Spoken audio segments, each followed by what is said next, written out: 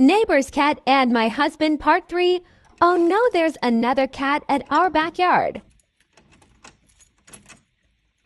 She shoo her away. My husband opened the door to look outside.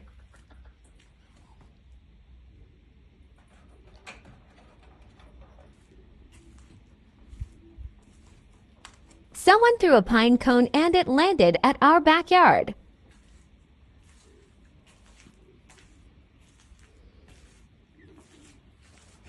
She's nervous. She's hiding and still she dares not to get close to my husband.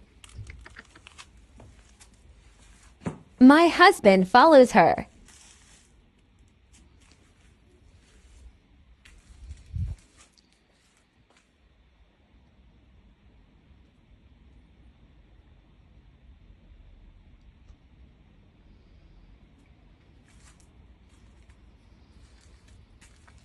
But she's not used to people.